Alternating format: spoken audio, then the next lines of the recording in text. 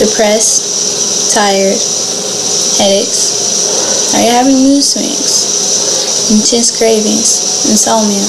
If you answer yes to any of these questions, you are experiencing withdrawal symptoms from an addiction, a sugar addiction.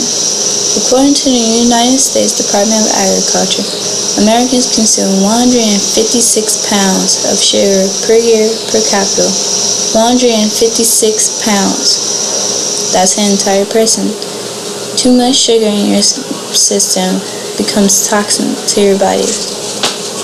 It increases your risk for heart disease and obesity. In order to solve these problems, Americans need to exercise and monitor their sugar consumption. Sugar is an addiction, much like smoking and drinking. However, Americans have limited use in both of these substances,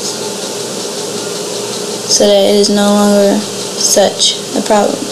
If they were to do the same for sugar, it wouldn't be such a problem in today's society. Using the knowledge that I gained through extensive research, I'll explain why sugar is a toxin and an addiction. I'll also tell you how it increases your risk for heart disease and obesity, and then I'll give you solutions to monitor your sugar consumption. Sugar doesn't taste particularly good by itself. However, when seasoned on something else, it tastes better. It comes in many forms. The term sugar in this speech refers to traditional granulated sugar, refined white sugar, brown sugar, honey, and high fructose corn syrup. Sugar is full of empty calories that has no nutritional value. According to the American Heart Association, women should only consume 6 teaspoons of sugar, whereas men should only consume 9 teaspoons of sugar. However, we are consuming too much sugar. Our daily intake of sugar is 22 teaspoons, whereas teens consume 34 teaspoons. You know that it's put on desserts, and you know that it's put in soda. However, do you know that it's also put in ketchup, and it is put in canned vegetables? 26% of added sugar, to be exact, is put in prepared foods like canned vegetables, canned fruits, and ketchup. Chris Gerner says sugar is primarily fattening because of the high fructose. When we eat too much sugar, dopamine is released into an area of our brain. However, too much sugar keeps our dopamine receptors from doing their job. They start to downregulate, meaning that we are eating more sugar so that we can get the same high-like effect as you would when you are smoking or drinking. Thus, it's becoming more of a toxin instead of an indulgence. Let's look at how it affects the body. Chris Kirkpatrick says sugar, like salt, and hypertension is a silent killer. It affects the teeth, the brain, the immune system, the heart, the bones, and the pancreas. When too much sugar enters your system, it makes your organs work harder. In large quantities, too much sugar makes it harder for the pancreas to produce insulin. Insulin that is used to regulate your sugar. Thus, you end up becoming a diabetic.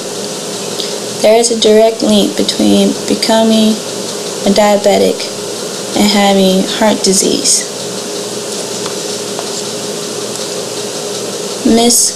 Chris Kirkpatrick quotes from a 2008 study that excessive fructose consumption leads to leptin resistance. Leptin is a hormone that tells you have enough to eat.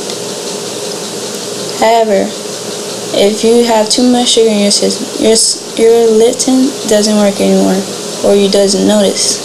So you are at risk. You have no warning to tell you you're about to overeat. Such sugar ends up being stored in your body as fat. 40% of that sugar becomes fat, to be exact, is said by Yvette O'Shea. If you have family like me that is diabetic because they cannot control their sugar consumption, then you need to listen to these solutions. Avoid refined sugar altogether. It is not natural. The only sugar that is natural is that comes from fruit or organic products, period. Monitor your sugar consumption. Go to the grocery store and be like a sugar spy. Don't give the food industry carte blanche over how much sugar is being put into your processed food. Zero in on the places where you use the most sugar, such as in coffee, and cut back on it. And most importantly, have a balance. You do not have to eliminate sugar from your life completely, as you would get those symptoms that I mentioned before. Balance is the key. In summary, I have told you why sugar is a toxin and an addiction. I'm giving you solutions to the problem. I also told you how it increases your risk for heart disease and obesity. Perhaps you will go and control your sugar consumption. Remember, just don't quit. Just don't think quitting sugar will help you lose weight. It don't. You have to have a balance. Thank you.